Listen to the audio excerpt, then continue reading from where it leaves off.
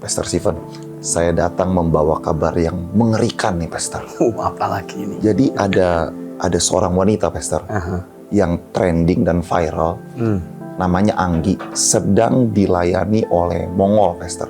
Oke. Untuk diberikan kemerdekaan lah dari gangguan setan.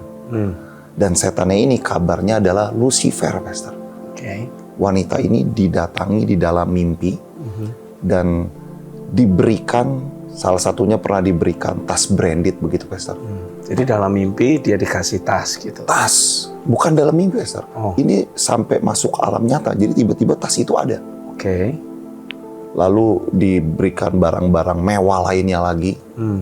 Jadi ditawarkan sesuatu yang nikmat lah, Pastor, dan diberi perhatian khusus, Pastor. Wow. Jadi dalam mimpi itu sepertinya ini memang sosok yang sangat ganteng begitu, Pastor, dan memberikan perhatian.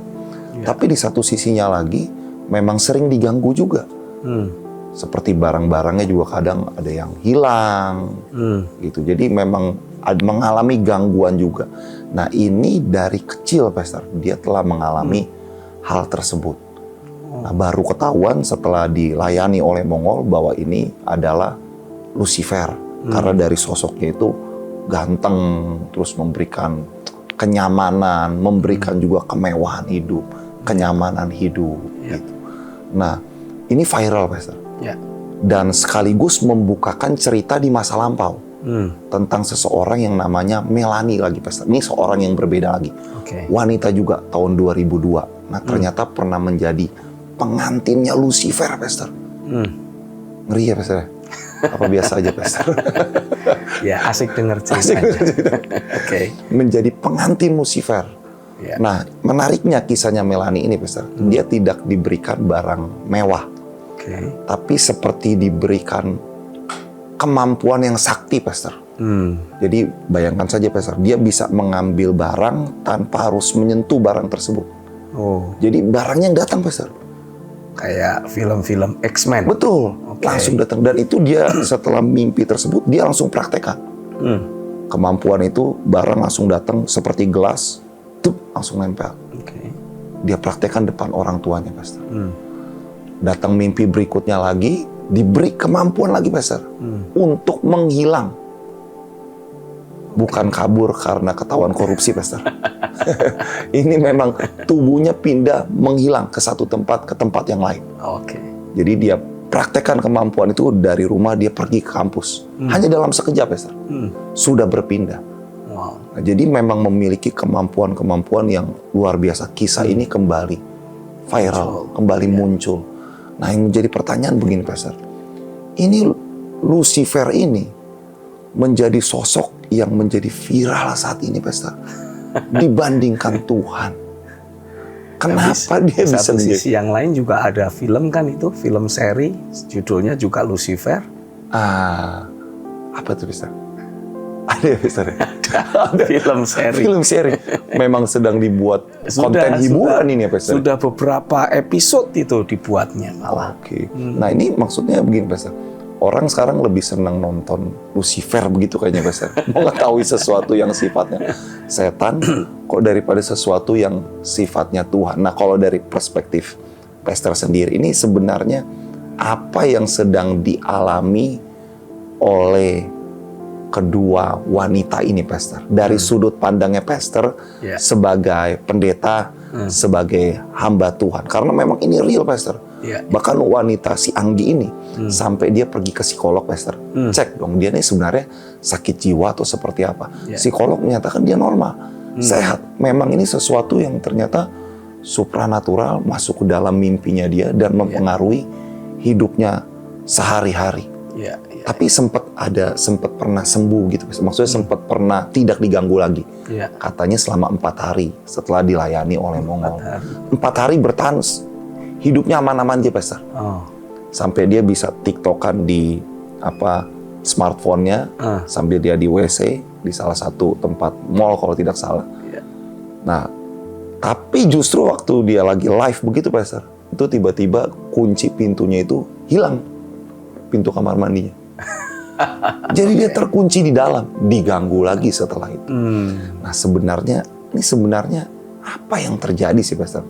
Kok bisa sampai mengganggu hidup orang sedemikian rupa? Dan Lucifer ini sebenarnya siapa? Bagaimana kok sampai mau dibuat jadi ada seseorang yang ingin dijadikan pengantinnya begitu? Ya, jadi kalau kita perhatikan di dalam Alkitab, yang pertama yang kita harus sadari dan pahami adalah dunia roh dan makhluk-makhluk rohaniah itu memang nyata.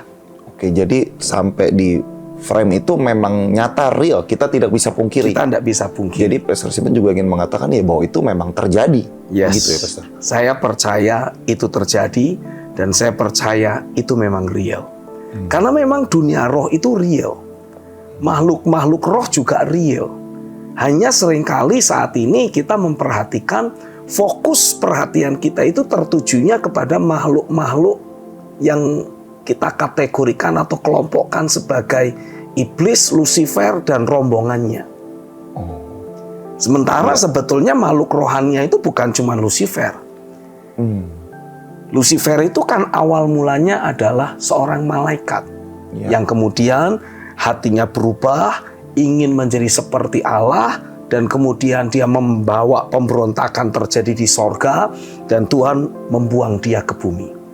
Tapi artinya sebagaimana Lucifer itu awal mulanya adalah malaikat yang kemudian berubah hatinya karena ingin menjadi seperti Allah, dan dari situlah dosa menggerogoti hidupnya, kita juga mendapati ada malaikat Tuhan. Dan malaikat pun adalah makhluk rohani yang real. Hanya seringkali kita tidak menaruh perhatian ke sana. Nah, ini yang harus kita jadikan sebagai sebuah patokan dan prinsip. Berbagai makhluk rohania itu secara otomatis akan mulai memanifestasikan dirinya karena kita mulai memberi perhatian. Oh, ini menarik nih, Mas. Jadi makhluk rohani akan memanifestasikan dirinya ketika kita menaruh perhatian. Yes. Kalau kita nggak menaruh perhatian, ya seperti tidak ada, padahal ada. Oke. Sama seperti selama ini, kecenderungan kita lebih suka dengar cerita dongeng tentang wewe gombel, tentang jai langkung, tentang iblis ini, iblis itu. Sehingga secara otomatis karena kita mulai menaruh perhatian lebih pada makhluk-makhluk astral atau makhluk-makhluk rohaniah yang berasal dari kelompok si jahat ini, ya merekalah yang sering muncul akhirnya. Oke, iya. Mungkin hal ini juga disebabkan karena orang sudah mulai jenuh dengan aspek-aspek keagamawian. Tapi orang mulai memiliki awareness terhadap aspek-aspek kerohanian. Bagus juga sebenarnya, Pastor. Ada sisi bagus atau sisi buruk yang lebih banyak ya, Pastor?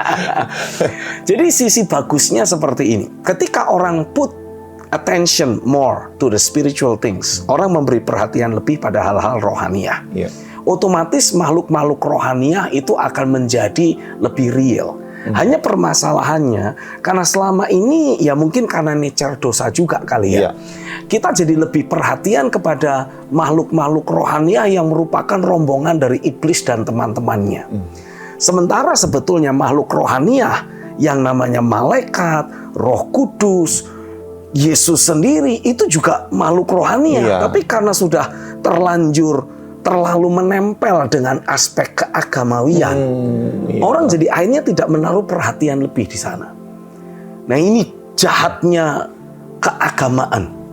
Membuat orang jadi merasa bahwa makhluk rohania itu hanyalah sesuatu yang bersentuhan atau bersinggungan atau berinteraksi hanya dengan orang-orang khusus saja. Itu jeleknya aspek keagamawiannya itu. Yes, itulah jeleknya aspek keagamawian. Sehingga akibatnya kita yang merasa aku masih banyak kekurangan, masih banyak bikin dosa, merasa nggak mungkin lah bertemu dengan malaikat Tuhan, apalagi berinteraksi dengan Roh Kudus. Lu ini kan Tuhan yang Maha Kudus, nggak mungkin mau berinteraksi dengan saya. Lebih memungkinkan berinteraksi dengan setan. Sama setan. Oke. Itu masuk akal, Pastor. Betul. Iya. Sehingga dari situ tanpa kita sadari kita mulai memberi perhatian lebih kepada roh-roh jahat tersebut. Padahal kalau kita mau, kita bisa mulai belajar menyadari bahwa yang namanya malaikat Tuhan, Roh Kudus, bahkan Kristus sendiri, dan keberadaan Bapa di sorga, itu juga real. Dan makhluk-makhluk roh, saya mungkin menyebutnya dengan istilah makhluk sorgawi. Makhluk sorgawi. Makhluk sorgawi ini juga sesuatu yang real dan ingin berinteraksi dengan setiap kita. Hanya karena aspek keagamaan, kita selalu merasa kita tidak layak. Kita selalu merasa, ini makhluk sorgawi itu kan terlalu kudus. Mana mau sih berinteraksi dengan kita yang masih banyak dosa. Padahal kalau kita mau menyadari, Alkitab itu menuliskan, para malaikat itu ditulis dalam kitab Ibrani sebagai roh-roh yang melayani. Yang dikhususkan, diutus oleh Tuhan untuk melayani kita. Orang-orang percaya yang ditetapkan untuk diselamatkan. Karena kita sudah menjadi orang percaya, otomatis kita diselamatkan. Tapi dalam proses kita untuk bertumbuh menjadi dewasa, menjadi semakin serupa dengan Kristus, seringkali kita bergulat dengan kelemahan kita, dengan kemanusiawian kita, dengan berbagai aspek keduniawian, atau bahkan kedagingan yang seringkali bercokol dalam diri kita. Nah, disitulah sebetulnya peranan malaikat. Mengambil porsi yang sangat besar untuk menolong, mengkondisikan kita, mempengaruhi kita dengan pengaruh-pengaruh sorgawi, untuk kita bisa ambil keputusan melakukan hal yang benar. Sehingga otomatis hidup kita terus bertumbuh, hidup kita terus mengalami perubahan. Saya kasih contoh sederhana. Itu Pastor, maksudnya waktu malaikat memberi pengaruh itu, bahkan di saat kita tidak menyadari, dia tetap bekerja begitu. Bahkan tanpa kita menyadari pun, para malaikat itu terus bekerja. Apalagi kita menyadari, kita mulai menyadari, memberi perhatian penuh di sana. Otomatis kita akan merasakan efek yang lebih terasa. Dan itu akan menolong kita sungguh. Karena memang Tuhan mengutus para malaikat untuk melayani kita. Untuk menolong kita. Saya kasih contoh. Katakanlah ada orang Kristen, ada orang percaya yang masih terikat kecanduan. Contohnya misalkan apa ya? Narkoba, katakanlah narkoba. Atau blue film. Atau game yang mungkin dianggap tidak terlalu berbahaya, tapi mematikan. Nah, ketika kita memiliki sebuah keterikatan tertentu, Tuhan itu tidak menghendaki kita terus ada dalam keterikatan itu. Dia ingin membebaskan. Dia mau membebaskan kita. Dan bukan berarti kemudian ketika kita masih ada dalam keterikatan tentang hal-hal tertentu, lalu kemudian Tuhan menolak kita. Tidak. Tuhan itu sedemikian mengasihi, sedemikian sayang. Dan bahkan ketika kita masih menolak bantuan Tuhan untuk membebaskan kita, Tuhan itu tidak tinggal diam. Dia akan terus mengikuti kita, cari kesempatan untuk bisa berbicara, mempengaruhi kita, untuk mulai menyadari bahwa kita ini sebetulnya bisa merdeka dan bebas dari apapun jenis ikatan, tanpa kita harus berjuang keras sedemikian rupa. Karena kita mungkin berpikir ya, sebagai orang yang religious. Nah, balik lagi ini keagamawian. Kita berpikir, wah, kalau aku diikat iblis, kalau aku punya ikatan, aku harus berjuang sedemikian rupa. Sebetulnya tidak. Gambaran yang Tuhan pernah berikan kepada saya, bagi orang percaya yang sudah mengalami penebusan Kristus, ikatan-ikatan apapun yang dia alami, itu sebetulnya bentuknya itu sama kayak orang pakai baju. Beda kalau orang di luar Kristus. Segala bentuk ikatan yang ada dalam dirinya itu kayak kulit. Jadi kalau kita mau copot kulit kan nggak bisa. Banyak sakitnya. Bisa menjerit. Beda kayak ular. Kalau ular bisa copot kulitnya, tapi nature-nya tetap ular. Sementara buat orang-orang percaya, kita ini kayak orang pakai baju. Jadi kita ini tinggal copot, buang, ganti dengan baju yang baru, jubah kekudusan Tuhan. Kira-kiranya seperti itu. Dan lebih lanjut, Tuhan mengajarkan itu sepertinya hanyalah merupakan bentuk tipu daya dan tipu muslihat iblis dalam hidup orang-orang yang bersangkutan. Pernah nggak Gideon lihat ada satu tayangan atau baca satu artikel? ada orang-orang tertentu yang merasa jagoan begitu. Selalu bisa membebaskan diri dari ikatan, dari penjara dan sebagainya. Iya. Sekali waktu, sang jagoan ini, ya mungkin sebutannya istilahnya the escapist. Iya, iya. Punya kemampuan melepaskan diri, ditaruh di sebuah penjara. Lalu kemudian dia bilang, nih, kamu saya kunci dengan kunci yang beraneka ragam. Lalu kuncinya ditunjukin. Lalu kemudian ditinggal pergi. Bisa nggak kamu melepaskan diri? Katanya escapist. Dia sudah keluarin semua jurusnya. Dan ternyata tidak bisa. Belakangan baru ketahuan. Kalau penyebab utama dia tidak bisa membebaskan dirinya adalah karena dia berpikir, ini ada banyak gembok, ada banyak kunci, dan aku harus melepaskan diriku. Ternyata oleh penjaga dari penjara tersebut, itu pintu penjara cuman kelihatannya saja ditutup, tapi tidak dikunci. Waduh. Wah, rasanya orang percaya sering tertipu begitu ya. Banyak orang percaya mengalami banyak ikatan dalam dirinya, merasa sulit untuk bebas. Karena dia tertipu. Secara psikologis, secara mentalitas, dia sudah termakan dengan persepsi aku ada di penjara, aku dalam ikatan, dan aku tidak bisa membebaskan diri nih. Karena iblis yang mengikat aku. Ini iblisnya sekalian jenderal. Jadi sulit sekali. Padahal Alkitab jelas-jelas menuliskan bahwa siapa yang ada di dalam Kristus, dia adalah ciptaan baru. Yang lama sudah berlalu dan yang baru sudah datang. Dan iblis pun sudah dikalahkan lewat kematian dan kebangkitan Kristus.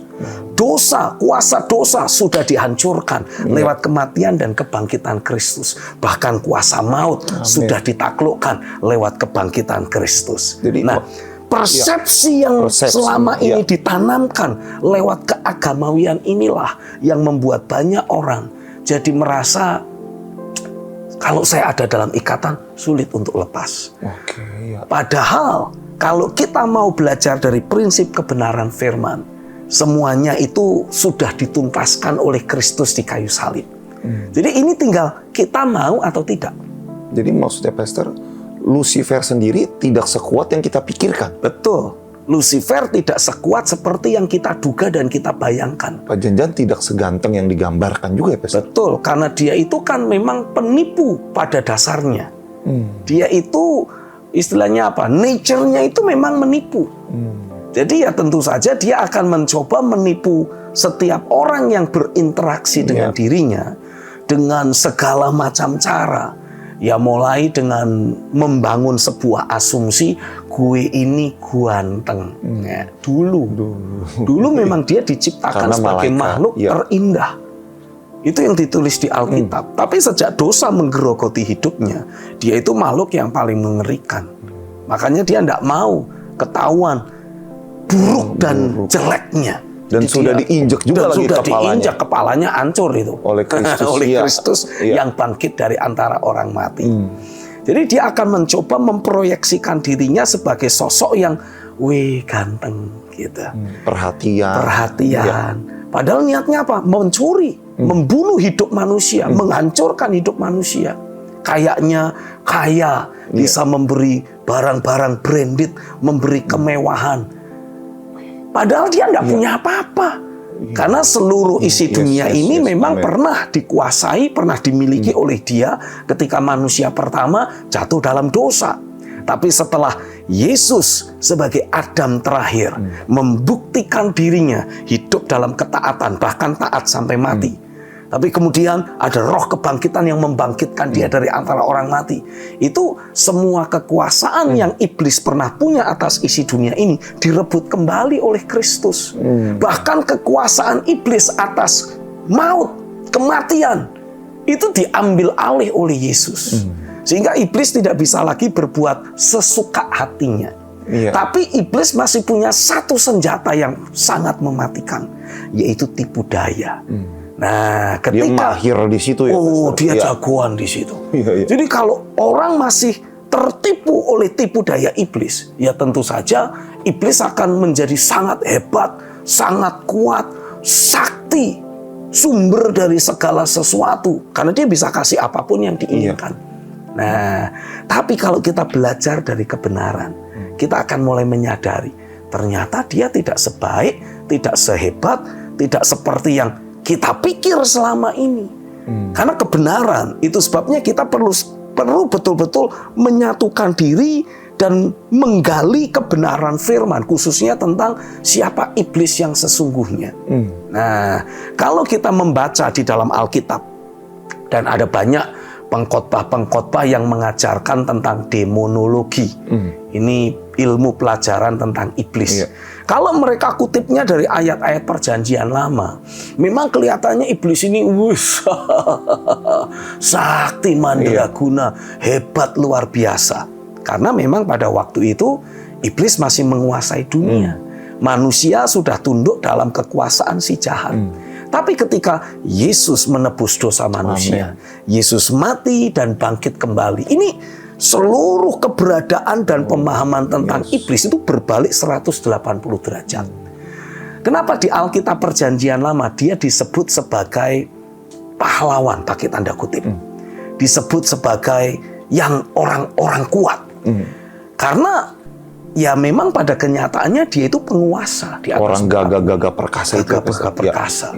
Tapi ketika Yesus mati di kayu salib, bangkit pada hari yang ketiga, itu semua langsung berbalik. Iblis sudah menjadi apa istilahnya? Individu yang dikalahkan. Bahkan dalam kitab Kolose dituliskan iblis dan para penguasa-penguasa angkasa itu disebut sebagai pemerintah-pemerintah dan penguasa-penguasa yang sudah ditaklukkan dan dijadikan sebagai tontonan umum. Nah, itu istilah yang Paulus pakai menggambarkan kondisi pada masa dia hidup ketika ada satu raja atau kerajaan menyerang raja atau kerajaan yang lain dan mengalahkan raja dan kekuasaan yang ada. Ini biasanya rajanya tidak langsung dieksekusi. Ditangkap duluan. Lalu kemudian seluruh pembesar-pembesar kerajaan yang ada itu juga ditawan. Lalu diarak pulang ke kerajaan yang menang. Nah, pada waktu diarak, ini mereka dalam keadaan terbelenggu, dipermalukan oleh banyak orang. Biasanya ketika raja yang menang ini mau pulang ke kerajaannya, itu rakyat sudah menyambut dengan sorak-sorai. Ada yang bawa bunga, tapi juga ada yang bawa telur busuk, bawa buah-buahan yang busuk. Tujuannya apa? Tabur bunga untuk raja yang menang. Nah, lalu kemudian ketika rombongan raja sudah lewat, ini giliran rombongan tawanan perang. Rajanya dan pembesar-pembesarnya itu dalam keadaan diikat, compang-camping, udah nggak karuan, aut-autan, diarak untuk dipermalukan oleh rakyat yang sudah menang perang tadi. Mereka lempar dengan telur busuk, mereka kata-katai dengan kata-kata yang kasar, bahkan mungkin diludahi. Nah, itu semua adalah tindakan dari sang raja yang menang perang untuk mempermalukan dan menghancurkan moral dari raja dan pembesar-pembesar yang sudah kalah perang. Baru nanti setelah sampai di kerajaan, dibuatlah sebuah pengadilan singkat untuk menetapkan bahwa ini harus dieksekusi. Dan baru eksekusi dilakukan. Nah, Yesus itu sudah menang, menaklukkan iblis, dosa, dan maut. Sekarang ini Tuhan itu menghendaki kita sebagai gereja bagian dari rakyat yang sudah menang. Kita ini kan warga negara kerajaan surga. Dia adalah raja segala raja yang pusat pemerintahannya ada di kerajaan surga. Itu lagi ngarak iblis dengan semua anak buahnya. Lempar-lempar. Kita yang lemparin, kita yang permalukan mereka. Makanya jangan diagung-agungkan. Jangan diagung-agungkan. Iya, seringkali kita makanya kita sebagai orang percaya kan ditulis di Alkitab apa? Tanda-tanda ini akan menyertai orang yang percaya. Engkau akan mengusir setan-setan. Begitu saja kita usir setan, yuk keluar. Dia harus nurut karena dia sudah kalah. Itu mentalitas dan kebenaran yang mesti kita miliki. Itulah mentalitas dan kebenaran yang harus kita bangun dalam hidup kita sebagai orang percaya, sebagai hamba Tuhan, sebagai warga negara kerajaan sorga. Ini kita sedang lihat iblis diarak oleh Yesus. tinggal tunggu waktu, nanti penghakiman terakhir, dia dieksekusi, dibuang ke lautan api untuk selama-lamanya. Oh, amin. Nah sekarang ini, ya dia itu kayak apa ya? Rakyat atau tawanan perang yang tidak punya kekuasaan apapun. Ya, tapi dia tetap bisa nakut-nakuti anak kecil. Anak kecilnya takut. Nah, orang-orang Kristen yang masih bayi atau kanak-kanak rohani, ini pasti akan sering ditakut-takuti sama setan. Harusnya setan yang takut sama kita. Harusnya dia nggak bisa ngapa-ngapain kita. Dia sudah ditawan, dia sudah ditaklukkan. Jadi julid kita pun nggak bisa sebetulnya. Itu kebenarannya. Itu kebenarannya. Itu kan untuk orang percaya, Pastor. Maksudnya kita tinggal mengalihkan fokus perhatian kita dari makhluk-makhluk setan-setan ini kepada Tuhan. Selesai perkara. Kita dibebaskan, dipulihkan, dimerdekakan. Betul. Nah, untuk orang yang memang belum Kristen atau memang belum yang tidak tahu kebenaran firman Tuhan seperti itu, Pastor. Apakah mereka juga bisa, Pastor? Apalagi yang didatangi Lucifer begitu kan, Pastor. Untuk bisa mengalami kemerdekaan yang sama. Saya yakin bisa. Nah, caranya bagaimana, Pastor? Kembali prinsip firman mengatakan, dan kamu akan mengetahui kebenaran. Kata mengetahui kebenaran itu dalam Alkitab berbahasa Yunani dijelaskan seperti diperkenalkan.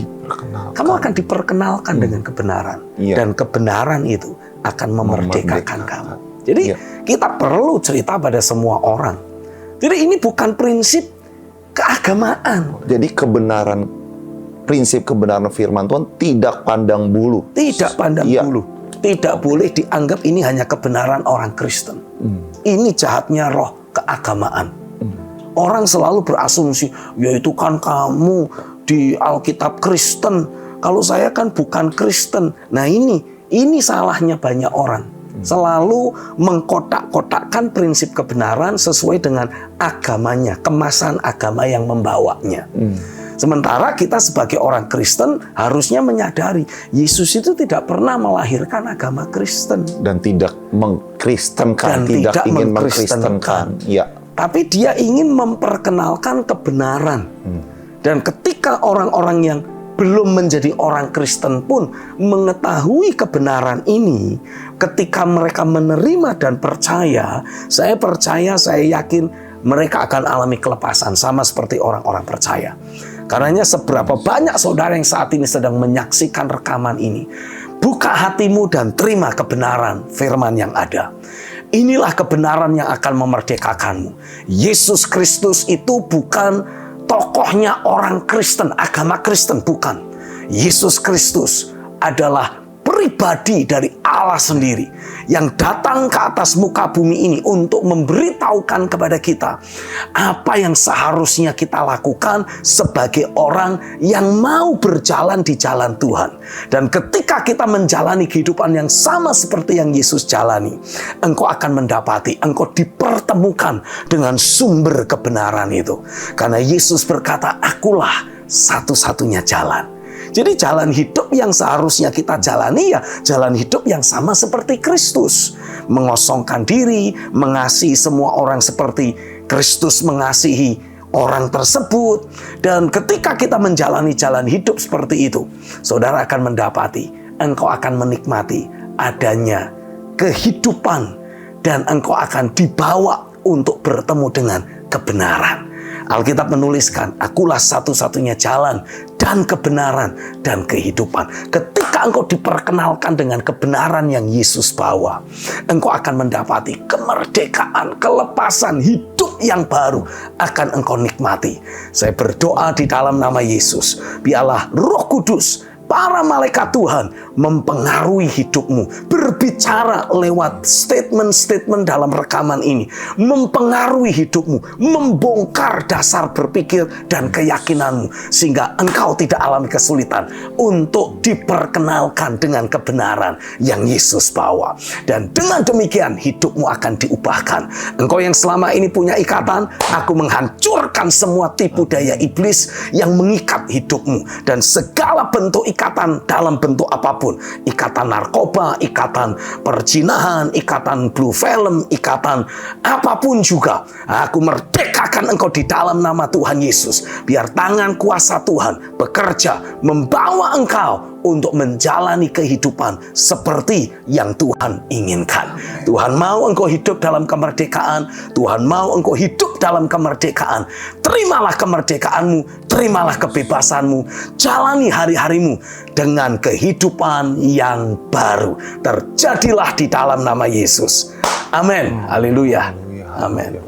Pastor, ini saya mencoba menyimpulkan satu closing statement nih, Pastor. Ya. Jadi, bolehkah para orang-orang yang ingin dijadikan pengantin Lucifer, Pastor, berpikir kebenaran bahwa Lucifer itu sudah ada di bawah kakinya, sama seperti kita? Sangat bisa. Tapi satu syarat yang harus dimiliki oleh orang-orang yang mungkin sering dikunjungi dan mau diambil jadi pengantin Lucifer. Buka hatimu, hubungkan dirimu dengan kebenaran yang dibawa oleh Yesus. Karena kebenaran inilah yang memberi engkau kuasa dan otoritas untuk memastikan Lucifer ada di bawah telapak kakimu. Karena yang menang mengalahkan Lucifer adalah Yesus. Dialah satu-satunya pribadi yang mampu menghancurkan semua kekuasaan Lucifer sampai ke akar-akarnya. Bahkan kuasa dosa dan kuasa maut pun ditaklukkan dan dikalahkan.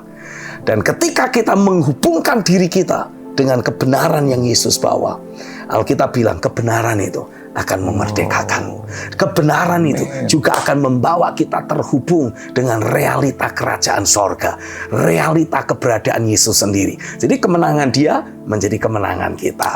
Haleluya. Jadi tidak perlu takut lagi. Tidak perlu. Apalagi menjadi korban. Yes. Ini waktunya bangkit menjadi pemenang dengan menyatukan diri dengan kebenaran yang ada, menginjak Lucifer di bawah kaki. Haleluya.